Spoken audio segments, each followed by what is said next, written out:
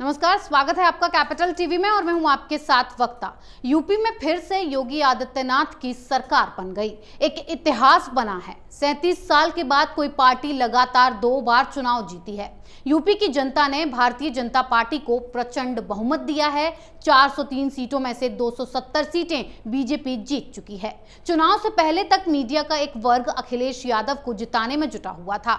Exit poll आने के बाद भी ये कुतर्क दिया जा रहा था कि सारे एग्जिट पोल झूठे साबित होंगे, लेकिन अब जनता का फैसला सामने आ चुका है। सबसे बड़ा सवाल यह है कि यूपी में सीएम योगी की बम्पर जीत क्यों हुई। इसी पर बातचीत के लिए हमारे साथ मौजूद है कैपिटल टीवी के editor in chief doctor Manish Kumar ji. Doctor साहब, आपका बहुत बहुत स्वागत है। धन्यवाद। डॉक्टर साहब, सीएम योगी ने जो इतनी बड़ी प्रचंड जीत हासिल की है उत्तर प्रदेश में, इसके पीछे की वजह क्या है? देखिए, वैसे तो उन्हें जीतना नहीं था। मैं इसलिए कह रहा हूं कि हिंदुस्तान की मीडिया तो यही बता रही थी, तमाम बड़े बड़े पत्रकार, ओपिनियन मेकर्स, ये लुटियन गैंग के लोग, योगी आदित्यनाथ को तो चुनाव जीतना ही नहीं था। क्यों नहीं जीतना था भाई? किसान नाराज थे, इतना आंदोलन चल रहा था, जाट नाराज हो गए, जाट वोट नहीं कर रहे, जाटों की पार्टी का अखिलेश यादव के साथ गठबंधन हो गया, वेस्टर्न यूपी में मुसलमान नाराज थे। आगे बढ़ते हैं, बेरोजगारी थी, हिजाब का भी मसला आ गया था, लोगों के पास जॉब्स नहीं, नौकरी नहीं, कुछ नहीं जी। गैस सिलेंडर का दाम बढ़ गया था, घर की चीजें, किचन की चीजें महंगी हो गई थी, तेल भी महंगा हो गया, कुछ बचा कुचा कसर था तो डीजल और पेट्रोल के दाम भी बढ़ गए जी। डेमोक्रेसी का हनन हो गया था, हिंदुत्व बढ़ चढ़कर बोल रहा था, देश को तोड़ने का काम किया जा रहा था, डेमोक्रेसी की हत्या हो रही थी। यही कह रहे थे ना ये लोग जी। हाँ, जनता ने जवाब दे दिया, जनता ने जवाब दे दिया। जनता ने कहा कि भाई आप ये प्रोपेगेंडा करते रहो, झूठ फैलाते रहो। हालांकि इसमें बहुत सारी चीजें सही भी हैं। वाकई किसान नाराज थे क्या? सारे किसान नाराज नहीं थे। ये दलाल किस्म के, टिकैत किस्म के लोग नाराज थे, जिनका धंधा ही चुनाव के समय पॉलिटिकल पार्टीज को ब्लैकमेल करना जी। तो वो नाराज थे। जाट नाराज थे क्या? कुछ जाट नाराज थे जो आरएलडी की पार्टी के लोग थे। महंगाई थी क्या? बिल्कुल थी। पेट्रोल के दाम बढ़े हुए थे, बिल्कुल बढ़े हुए थे जी। मुसलमान नाराज थे, बीजेपी को हराने के लिए बिल्कुल एकजुट, एक जगह उन्होंने समाजवादी पार्टी को वोट दिया, बिल्कुल दिया। फिर किचन के सामान महंगाई थी, बिल्कुल थी।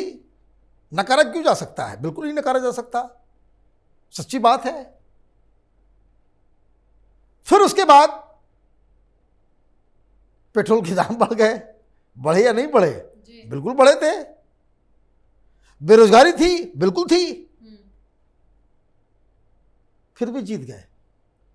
क्या हुआ कमाल जी? अब यह समझना जरूरी है कि आखिर हुआ क्या।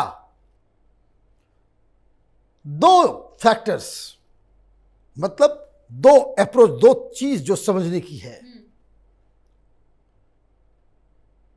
कि इन सब प्रॉब्लम्स के बावजूद अगर कोई लीडर अपने नाम पे, अपने काम पे 403 में से 270 सीटें जीत रहा हो तो उसने कुछ किया भी तो होगा जी। ऐसा तो नहीं है कि आप प्रॉब्लम दिखा दो और वो व्यक्ति क्या काम कर रहा है, वो सरकार क्या काम कर रही है, उसको आप नजरअंदाज कर दो। यही दलाल पत्रकारों का काम है जी। कि आप सिलेक्टिव होते हैं जमीनी हकीकत को जानने और समझने में। आप जो चीज देखना चाहते हैं बस उसी को देखते हैं। आप जो प्रोपेगेंडा करना चाहते हैं वही चीजों को आप उठाते हैं और बाकी जो होलिस्टिक पिक्चर है वो नजरअंदाज कर देते हैं। कोरोना में लाशें दबाई जा रही थी, यूपी तो पूरा का पूरा शमशान बन गया था। अभी ये सब थ्योरी देने वाले जा रहे पत्रकार जो है मुंह काला हो गया, मुंह काला हो गया इन लोगों का, चेहरा दिखाने लायक नहीं बचे, क्योंकि आप हकीकत नहीं बता रहे थे जी। आप प्रोपेगेंडा कर रहे थे, आप प्रोपेगेंडा कर रहे थे। क्या वो नहीं देख पाए जिसकी वजह से योगी आदित्यनाथ जीत गए? जी। नंबर 1, योगी आदित्यनाथ के जैसा honest political leader Uttar Pradesh में कोई नहीं। जी। इस चुनाव की दृष्टि से जितने भी लीडर इस चुनाव में पार्टिसिपेट कर रहे हैं, चुनाव लड़ रहे हैं, उनकी इंटीग्रिटी, उनकी ऑनेस्टी के सामने आसपास कोई फटकेगा भी नहीं। कोई आरोप 5 साल तक कोई चीफ मिनिस्टर रहे और कोई आरोप न लगे भ्रष्टाचार के, हिंदुस्तान की जनता तो ऐसे लीडर को सिर माथे पे बिठाएगी। जी। आपको समझ में नहीं आया? आपको यह भी समझ में नहीं आया कि कोरोना काल इतना टफ टाइम, अखिलेश चले गए विदेश, अखिलेश बाबू विदेश चले गए और ये आदमी कोरोना काल में सब कुछ दांव लगा करके सड़क पे था। कोई ये नहीं बताएगा कि भाई कोरोना काल में हिंदुस्तान में जितने भी मुख्यमंत्री हैं उसमें सबसे बड़ा प्रदेश उत्तर प्रदेश, और उस कोरोना काल में ऐसा कोई डिस्ट्रिक्ट नहीं जहां योगी आदित्यनाथ स्वयं इंस्पेक्शन के लिए जमीन पे गए नहीं हो। जी। आप किससे कंपेयर कर रहे हो? और अभी बोल रहे हैं कि भाई ईवीएम है, ये है, वो, इस वजह से, हिंदुत्व की वजह से ये बदनाम करने की कोशिश की जाएगी कल सवेरे से अखबार में कि हिंदुत्व पॉलिटिक्स की वजह से ये सब कुछ हो गया। भाई योगी आदित्यनाथ ने तो राम मंदिर के ऊपर वोट भी नहीं मांगे। जी। कहा क्या? किसी ने सुना क्या कि हमने राम मंदिर बनाया है, हमें वोट दो? कभी किसी भाषण में उन्होंने कहा क्या? क्या उन्होंने कहा कि भाई हम काशी में कॉरिडोर बना रहे हैं, मुझे वोट दो? नहीं। जी। तो एक तो ईमानदारी, बेदाग छवि और कर्मठ कि जिन्होंने अपनी जान की बाजी लगा। यहां तो केजरीवाल छुप गया था। जी। तमाम चीफ मिनिस्टर तो छुप गए थे कि कहीं कोरोना ना हो जाए, कहीं कोरोना ना हो जाए। योगी आदित्यनाथ को कोरोना हुआ भी, फिर भी वो ड्यूटी करते रहे, लोगों को घर तक पहुंचाया। अब लोग देखते कि भाई कौन काम करने वाला है, कौन काम नहीं करने वाला है। तो ये तो उनके पर्सनल फ्रंट पे हुआ, वो प्रचार प्रसार नहीं करते कि चीफ मिनिस्टर के बंगले में जिस कमरे में वो सोते हैं उसमें पलंग नहीं है, जमीन पे सोते हैं ये व्यक्ति। किससे कंपटीशन आप कर रहे हो? योगी को आपने घर भेज दिया। जितना ज्यादा योगी पे अटैक होता गया, योगी जी उतने स्ट्रांग हो गए, मजबूत होते चले गए। जी। तो ये पर्सनल फ्रंट हुआ। सरकार चलाने में देखिए बुलडोजर लेकर के घूम रहे हैं लोग। जी। बुलडोजर ने जिता दिया। ये कितने ये छाती पीटते रह गए ये सारे पत्रकार, ये जिनके इन बाहुबलियों के घर पार्टी करने जाते थे, ये लुटियन के पत्रकार, उन घरों को ही बुलडोजर में चला दिया गया। जनता खुश और खूब वोट मिला। जी। आ गई बुलडोजर की सरकार, अब तो और बुलडोजर चलेगा। जिन जिन लोगों ने इन पत्रकारों के चक्कर में सामने आकर के योगी जी को गालियां देना शुरू कर दी थी, धमकियां देनी शुरू कर दी थी पुलिस वालों को, अधिकारियों को, अंसारी का बेटा, कई सारे लोगों को लगा कि नहीं नहीं नहीं योगी तो अब जा रहे हैं, ये फला फला पत्रकार बता रहा है। वो बंदर की तरह हर जगह पे जाकर के माइक लगा करके पूछ रहा है लोगों से, वो बता रहा है कि भाई तो योगी तो किसी कीमत पर नहीं जीतने वाले। अब लोग डॉक्टर साहब, मुद्दों को इतना लेके दिक्कत भी थी, लोग नाराज थे, किसान नाराज थे, जाट नाराज थे, महंगाई बढ़ गई, सारे मुद्दों के बाद भी योगी जी जीत गए। और अब जीते हैं तो ये जो बुलडोजर के नाम से जो माफिया थर-थर कांप रहे थे, अब और कांपेंगे, क्योंकि फिर बुलडोजर गरजेगा। बुलडोजर तो गरजना चाहिए ही। यूपी की जनता ने इस बुलडोजर के नाम पे वोट दिया, तो ये बुलडोजर तो रुकना नहीं चाहिए। पिछली बार तो योगी आदित्यनाथ ने अपने मन से किया, इस बार तो जनता के आशीर्वाद से करेंगे जी। क्योंकि लोग वो चाह रहे हैं कि वह बुलडोजर रुकना नहीं चाहिए, बुलडोजर चलते रहना चाहिए। तो वो एक बात है। और कारण जो इन प्रोपेगेंडिस्ट, इन लुटियन गैंग के पत्रकारों, एनालिस्टों, टेलीविजन चैनलों को वो नजर नहीं आया। प्रधानमंत्री मोदी की जितनी भी योजनाएं हैं, चाहे वो बाथरूम बनाने का हो जी, चाहे वो घर बनाने का हो, गैस सिलेंडर देने का हो, बिजली पहुंचाने का हो, उत्तर प्रदेश में सबसे बेहतर काम हुआ है जी। हाईवेज वगैरह जो मेगा प्रोजेक्ट है, मैं उसकी बात नहीं करता, मेगा प्रोजेक्ट से ज़्यादा फर्क नहीं पड़ता। बहुत सारी सरकारें मेगा प्रोजेक्ट्स बनाती है, हाईवेज बनाती हैं, सब कुछ बनाती है, लेकिन उससे वोट पे फर्क नहीं पड़ता है। फर्क कहां पड़ता है कि आपको कोरोना काल में अनाज दिया जा रहा है। समाजवादी पार्टी की सरकार होती, आधा ये लोग खा गए होते खुद। गांव से भूख से मरने वाले लोगों की लाशें निकलती, और ये बात यूपी के गरीब जनता अच्छी तरह से जानती है कि भाई यही एक सरकार आई है जो कह रही है कि महीने में 2 बार राशन आएगा, तो राशन आएगा जी। क्या क्या आएगा, कितना आएगा, they knew it and they got it.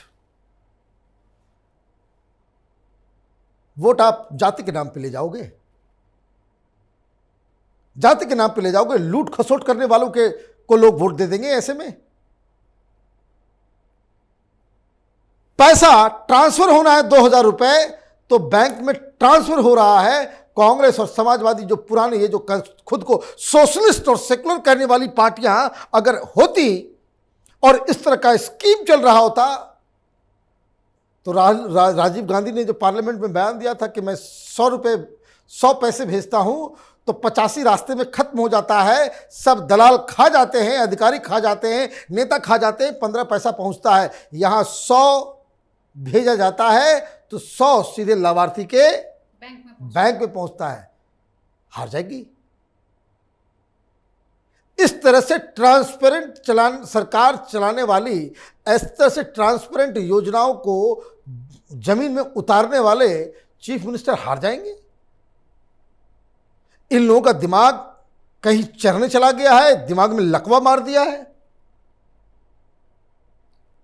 पहली बार ऐसी सरकार यूपी, बिहार, नॉर्थ इंडिया में लोगों ने देखा कि जहां सरकारी योजनाओं में भ्रष्टाचार नहीं है। भाई फर्क आप देखो ना। इस तरह का कार्यक्रम मनरेगा भी चलता था कांग्रेस पार्टी के रिजीम में जी। सब खा गए। जितना उस समय पंचायत में मुखिया और सरपंच होते थे, स्कॉर्पियो पे घूमते थे, सब मनरेगा के पैसे से खा गए, चट कर गए। अभी सिस्टम बदल गया, ट्रांसपेरेंसी आ गई, दलाली खत्म हो गई। तो लोग बेवकूफ नहीं है जी। उनको पैसा मिल रहा है, उनको घर बन रहा है, उनका बाथरूम बन रहा है, उनको गैस चूल्हा। तो एक लाभार्थी वर्ग वो खड़ा हो गया योगी आदित्यनाथ को जिताने के लिए जी। मीडिया वालों ने तो सरेंडर ही कर दिया कि भाई योगी तो जीत ही नहीं सकते, बहुत नाराजगी है। तो डंके की चोट पे वो जीते, क्योंकि गरीबों ने भारतीय जनता पार्टी को वोट किया जी। गरीब महिलाओं ने अपने नमक का कर्ज अदा किया। गरीब और यंग महिलाएं योगी और मोदी की सबसे बड़ी ताकत है। ये बात इन लोगों को जब तक समझ में आया तब तक देर हो चुकी थी। इन लोगों ने क्या किया, ये लोग मुसलमान का वोट एक जगह कर दो, जाटों में डिफरेंसेस ला दो, जाट वोट आ जाएगा फर्स्ट सेकंड फेज में। बिल्कुल बीजेपी तो बिल्कुल हार गई। दलितों को एक तरफ कर दो, हार गई। आप ये समझिए, आप सब तो आजकल तो डिजिटल जमाना है। वो तमाम पत्रकारों का जो लिस्ट है, वो जत्था जो दलालों का, उनके वीडियोस यूट्यूब पे अभी भी हैं। देखिए सेकंड फेज के बाद कैसे वो नाच रहे थे कि अब तो बीजेपी साफ खत्म। अरे सेकंड फेज में भी बीजेपी को ज्यादा वोटें आई है। भाई क्यों ऐसा काम करते हो? पत्रकार हो, जमीन पे जाकर के लोगों के नब्ज को पकड़ने जाते हो, प्रचंड बहुमत मिल रही है जिसको, उसको तुम देख नहीं पाते। जो 150 सीट भी नहीं लेकर के आया उसको मुख्यमंत्री बनवा रहे थे। तो आपकी दृष्टि में दिक्कत है। दृष्टि में ही दिक्कत नहीं है, आप जो देखते हो और उसके बाद आपके इस खोपड़ी के अंदर जब एनालाइज करने के लिए उन इंफॉर्मेशंस को आप लेकर के जाते हो तो दिमाग ही पल्यूट हो चुका है। तो आप, मैं ये बातें इसलिए कह रहा हूं, 2014 से पहले भी यही धंधा, 2014 में यही काम। मोदी नहीं जीत सकते तो 150 सीट से ज्यादा नहीं आ सकता। 2017 में यही, बीजेपी कैसे जीत जाएगी? 2019 में वही, 2022 में वही। अरे भाई, एक बार गलती, दो बार गलती, बार बार। तो इसका मतलब है दृष्टि दोष हो चुका है। They must amend their ways of thinking. और इन सब के चक्कर में, इन्हीं दलाल पत्रकारों के चक्कर में अखिलेश यादव जैसे नेताओं की वो बैंड बज जाती है। वे लोग हवा चढ़ा देते हैं, ये लो पैसे, इस पत्रकार को ये लो पैसे। भाई आप तो चुनाव जीत रहे हैं, वो खुश। इसलिए देखिए, जब मैं रिकॉर्ड कर रहा हूं तब तक अखिलेश यादव का ट्वीट नहीं आया है कि हम हार मान चुके हैं। वो कल जरूर कहेंगे कि भाई ईवीएम में गड़बड़ हो गया, सुप्रीम कोर्ट जाएंगे तो ये करेंगे जैसे पिछली बार किया था। तो what ever it is, Uttar Pradesh के लिए उत्तर प्रदेश की जनता ने जो भी फैसला लिया वो सर्वोत्तम है। और उत्तर प्रदेश की जनता को इस बात का गर्व भी होना चाहिए कि आपके पास एक ऐसा मुख्यमंत्री है जो जनता के पैसे से ऐशो आराम नहीं करता। वो जनता को धोखा देने के लिए राजनीति में नहीं है, वो पैसे कमाने के लिए राजनीति में नहीं है। उसने अपने पूरे जीवन को समाज कल्याण के लिए समर्पित कर चुका है। तो ये जीत की सबसे बड़ी वजह है। डॉक्टर साहब, आपने इतने सारे फैक्ट्स बताए। उन फैक्ट्स को जानने के बाद जो लोग कंफ्यूज थे कि आखिर योगी जी जीत कैसे गए, उनका कंफ्यूजन दूर हो गया होगा। वो कंफ्यूजन, कुछ लोगों का कंफ्यूजन जीवन भर खत्म नहीं होगा। कुछ लोग ऐसे होते हैं कि जो आदतन मूर्ख बनने की बने ही रहते हैं। उनको उसी शेल में रह करके मजा आता है कि वो हकीकत को देखना नहीं चाहते। हकीकत पूरा बदल चुका है, जमीनी सच्चाई बदल चुकी है, लेकिन ये अभी भी 1970 के फेज में जीवित है। जी डॉक्टर साहब, बहुत बहुत धन्यवाद इतनी जानकारी। धन्यवाद। जिस हिसाब से जनता ने भारी जीत के साथ सीएम योगी को सिर माथे पर बिठाया है, उस हिसाब से ये कहना गलत नहीं होगा कि योगी आदित्यनाथ ने नरेंद्र मोदी के बाद पीएम की रेस में अपनी जगह बना ली है, क्योंकि जनता पीएम मोदी की तरह ही सीएम योगी का चेहरा भी पसंद कर रही है। उनके काम करने के तरीके को, भ्रष्टाचार पर वार को, माफियाओं पर एक्शन को लोगों ने सराहा है और इसीलिए जनता ने यूपी में एक बार फिर कमल खिलाया है और योगी को अपना मुख्यमंत्री बनाया है। फिर किसी और मुद्दे के साथ हाजिर होंगे। बने रहिए कैपिटल टीवी के साथ। नमस्कार।